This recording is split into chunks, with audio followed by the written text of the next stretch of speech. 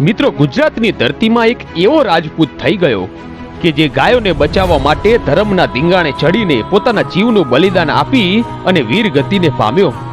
અને પછી એવું તે શું થયું કે એને સ્વર્ગમાંથી ભૂત બનીને નીચે ધરતી પર આવવું પડ્યું. તો ભૂત રૂવે બેકાર વીર માંગડાવાળાના સત્ય ઘટનાના ઇતિહાસની આજે આપણે વાત કરીશું. તાતરવડીને કાંઠે આવેલા તાતરવાડાના રાજપૂત જેઠાવાડાનો એક દીકરો અને એનું નામ માંગડો એકવાર ગામ બહાર જાન પરણીને હાલી આવે છે. અને એવા ટાણે લૂંટારા બાયડ ચાવડાએ આ જાન લૂંટી.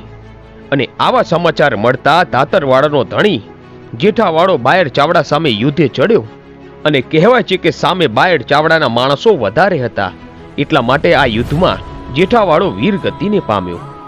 અને પછી તો રજવાડું પડતું મૂકીને નાનકડા માંગડાને લઈ એની માતા એના પિયર ભૂમલી ગામ આવે છે. અને પછી તો માંગડાના મામા ભાણ જેઠવા એને પોતાના દીકરાની જેમ સાચવે. અને આમ થાતા થાતા સમય વીત્યો અને માંગડો મોટો થયો. અને ભૂમલી ગામની બાજુમાં એક પાટણ નામનું નાનું ગામ હતું. ત્યાં એક નગર શેઠની દીકરી પદ્મા સાથે આ માંગડો પ્રીતે બંધાણો. પદ્મા વાણિયાની દીકરી અને માંગડો રાજપૂત. પણ ગયા જન્મના કંઈક લેણા હશે ને, તેથી આ જન્મમાં પ્રીતે બંધાણા. હવે એક દિવસ ભૂમલી નગરમાં હાકલ પડી કે દોડો દોડો, કાગવડ ગામનો બાયડ ચાવડો આપણા ગામનું ગાયોનું ધણ વાળીને જાય છે. અને ત્યાં તો ગામના જુવાનો ભાલા અને તલવારો લઈને નીકળી પડ્યા. પણ ત્યાં મામા ભાણ જેઠવા બોલ્યા કે સૌ યુદ્ધે ચડજો, પણ ભાણે જ માંગડાને જગાડતા નહીં અને તેને કહેતા નહીં, કેમ કે એ પારકી થાપણ છે. સૌ રાજપૂતે યુદ્ધે ચડ્યા. અને થોડી વાર થઈ એટલે માંગડો જાગ્યો. અને જાગતા જોયું તો આખો દરબારગઢ સૂનો હતો. પછી વાત મળી કે મામા ફોજ લઈને યુદ્ધ કરવા ગયા છે.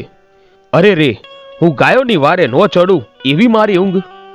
અને પછી તો માંગડો ઘોડો લઈ હાથમાં હથિયાર લઈ અને નીકળી પડ્યો ગાયોની રક્ષા માટે. અને એના ગામથી પદ્માના ગામ થઈને નીકળ્યો, કેમ કે યુદ્ધે જતા પહેલા એક વાર પદ્માને જોઈ લઉં. અને ત્યાં તો ઝરૂખામાં બેઠેલી પદ્માએ પોતાના પ્રીતમ માંગડાને આવતો જોયો.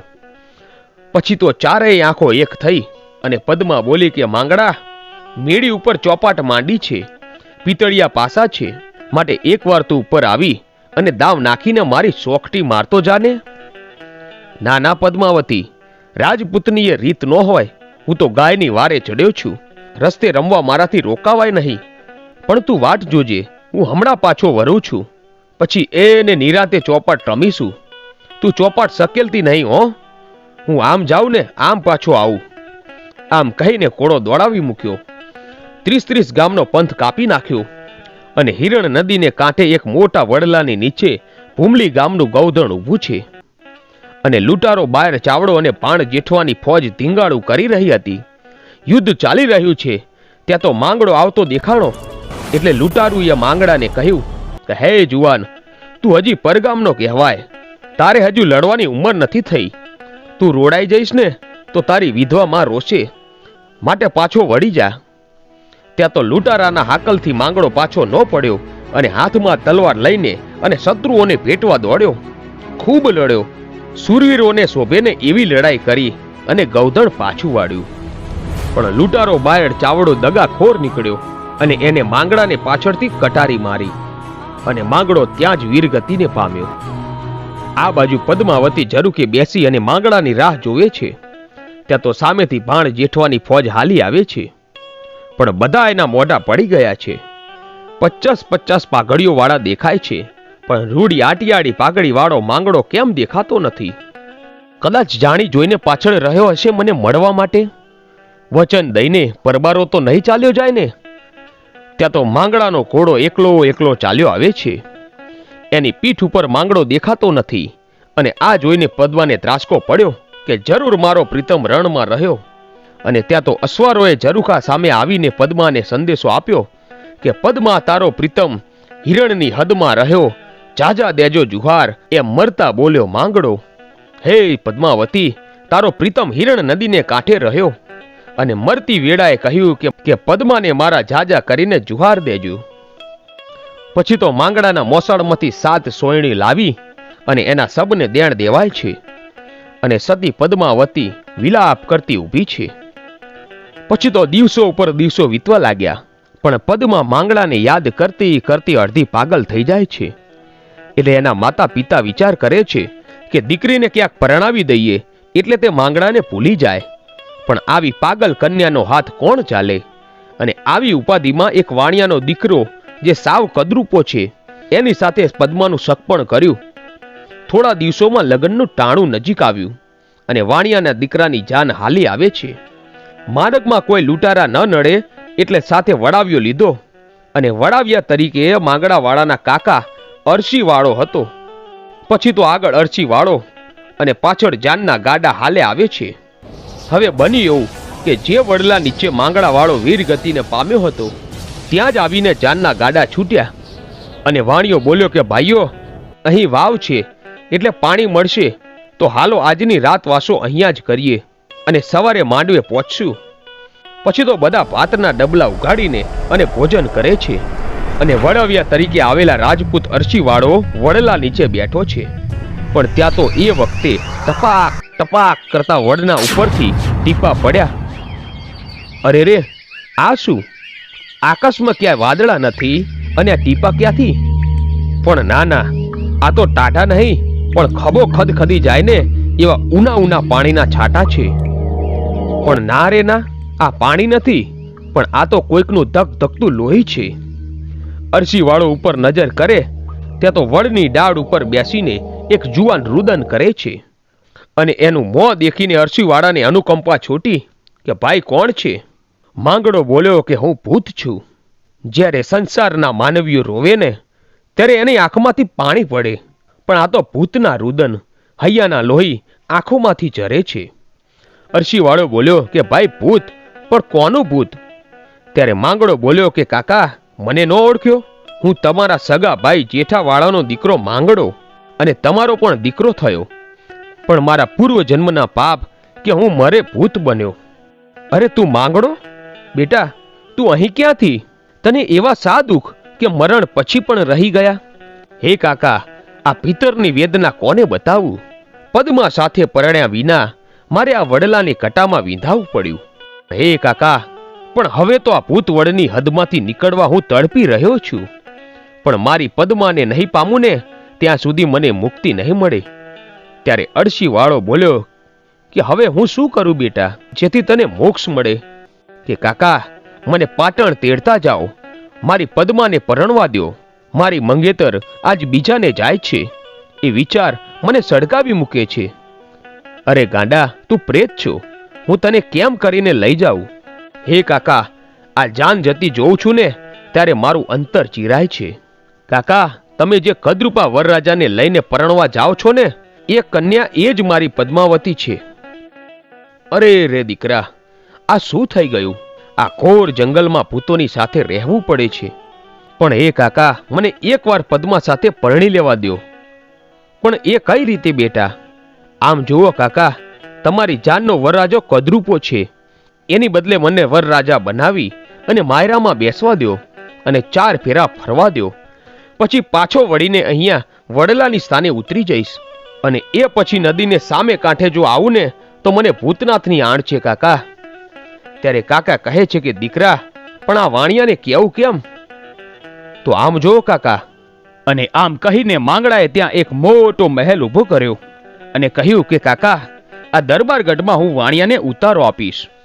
અને હવે હિરણ નદીને કાંઠે મોટો દરબારગઢ બની ગયો. અને પછી તો જાનૈયાઓને ઉતારો આપ્યો. બધાએ ભોજન કર્યા. પછી કાકા અરસીવાળાએ વાણિયાને કહ્યું કે શેઠ, આ કદરૂપા વરરાજાને લઈને પરણાવવા જાશું તો વેવાઈ ના પાડીને ઊભો રહેશે, માટે આ ગઢવાળા રૂડા રાજપૂતને વર બનાવીને તેડી જઈએ અને વળતા પાછા આવીએ ત્યારે અહીંયા ઉતારી દેશું. વાણિયાને આ વાત ગમી ગઈ અને એણે કબૂલ કરી.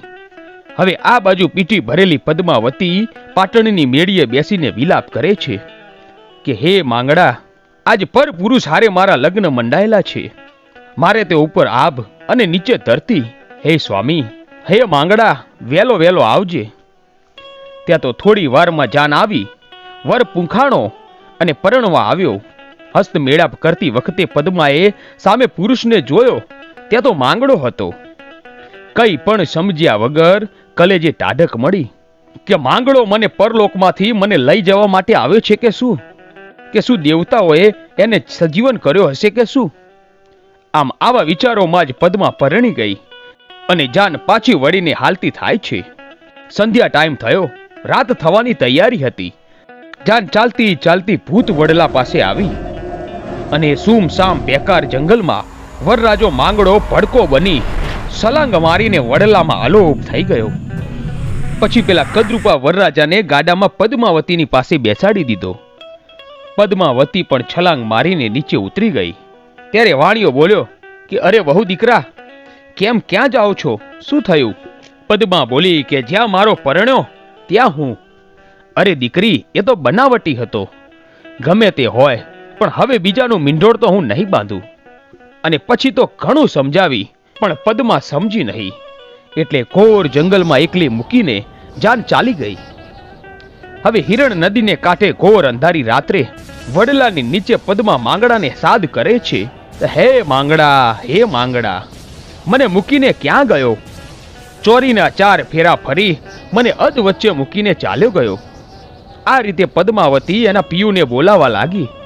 ત્યારે સામે જવાબમાં ભૂતના ભડાકા વડલાની ડાળે ડાળે થવા લાગ્યા.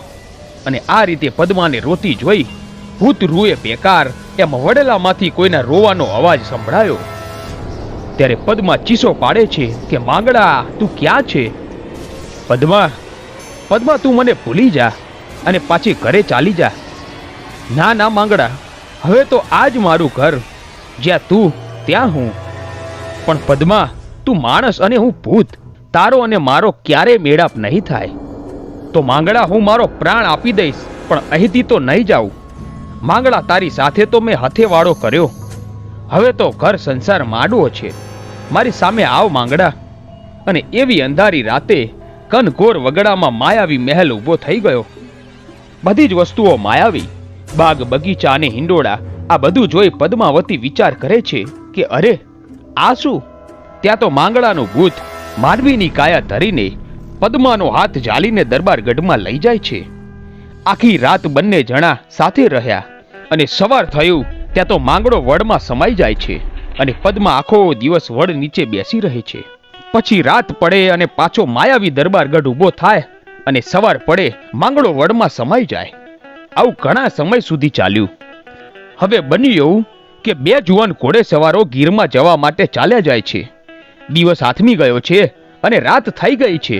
હવે આ વિકરાળ જંગલમાં કોઈ માનવી કે પંખી દેખાતું નથી અને આ બંને જુવાનો ભૂખ લાગવાથી અને થાક લાગવાથી લોથપોથ થઈ ગયા છે. ત્યાં તો રસ્તાની બાજુમાં એક ભેંસ નીકળી અને તેને જોઈને જુવાનો બોલ્યા કે આજ તો આ ભેંસના દૂધે વારું કરવું છે.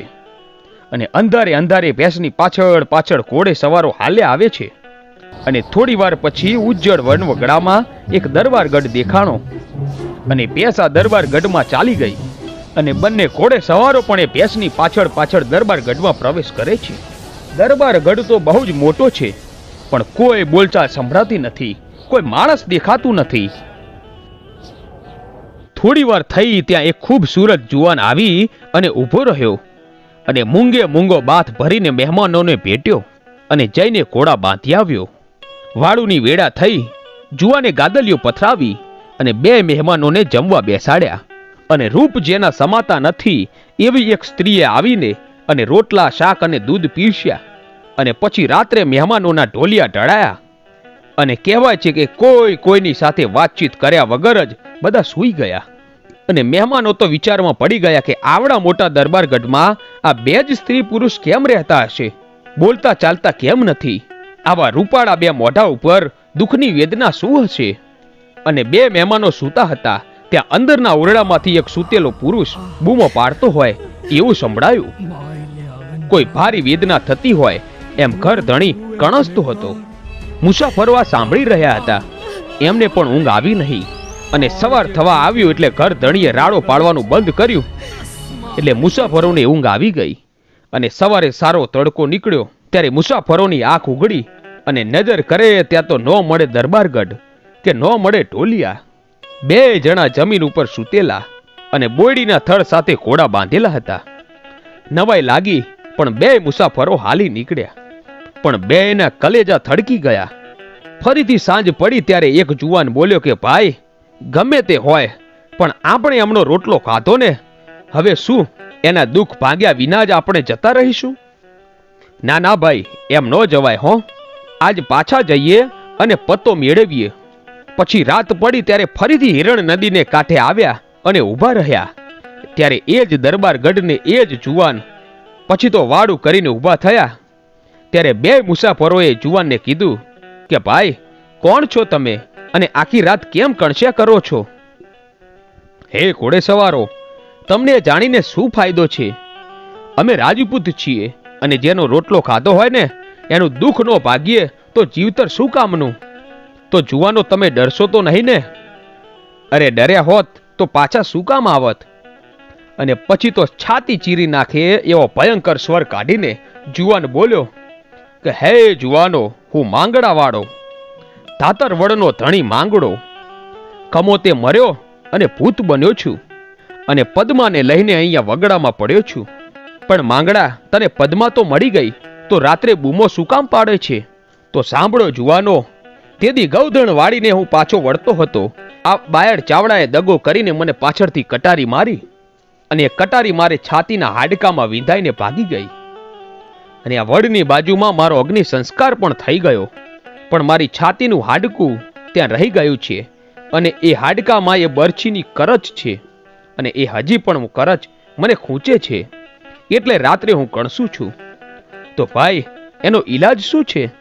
જુવાનો, જો તમારાથી બને તો એ હાડકું ગોતી અને એમાંથી બરછીની કરચ કાઢો અને મારા હાડકા દામોદર કુંડમાં પધરાવો, તો જ મને આ પીડામાંથી મુક્તિ મળે. પછી આહ કરતો જુવાન ચાલ્યો ગયો અને પછી મુસાફરો સૂઈ ગયા અને સવારે એની એ જ જગ્યા દેખી. એ વડલાની નીચે મુસાફરો અને પદ્મા ઊભા છે. મુસાફરો પૂછે છે કે બહેન, આ વીરને ક્યાં અગ્નિ સંસ્કાર કર્યો હતો? ત્યારે પદ્માએ કહ્યું એ જગ્યાએ ખોદકામ કરી અને ભૂતે કહેલું હાડકું ગોતી કાઢ્યું અને એમાંથી બરછીનો ટુકડો કાઢી લીધો. અને પછી તો આ બંને મુસાફરો અને પદ્માને સાથે લઈ અને દામોદર કુંડમાં જવા નીકળે છે. હવે પદ્મા પૂછે છે કે ભાઈ, તમે કોણ છો? ત્યારે મુસાફરો કહે છે કે બેન, અમે બારવટિયા છીએ. મારું નામ મેસોજી અને આનું નામ વેજોજી. અને જૂનાગઢના બાદશાહ સાથે મતભેદ થવાથી અમે બારવટે ચડ્યા છીએ. અને પછી તો આ બંને જુવાનો અને પદ્મા માંગડાના અસ્થિ લઈને દામોદર કુંડમાં પધરાવવા માટે જાય છે. અને આ બાજુ માંગડો આ બંને બારવટિયાનું રૂપ લઈને બાદશાહ સાથે જે મતભેદ થયો હતો એનું સમાધાન કરાવીને બંનેના બારવટિયા પાર પાડે છે. અને પછી તો સતી પદ્માવતીએ માંગડાના ફૂલ અસ્થિને હાથમાં લઈને દામોદર કુંડમાં જળ સમાધિ લઈ લીધી. એને વિચાર કર્યો કે માંગડાનો મોક્ષ થશે તો હું એકલી રહીને શું કરીશ? અને પછી તો જળ સમાધિ લઈને એને પણ પોતાના કાયાનો ત્યાગ કરી દીધો. અને પછી તો બંને પ્રેમીઓ સ્વર્ગે સિધાયા. તો આવા મર્યા પછી પણ કામ કરે એવા હતા આપણા ગુજરાતના વીરો. આજે જૂનાગઢની બાજુમાં ભાણવડ ગામે વીર માંગડાવાળાનો ભૂતવડ આવેલો છે.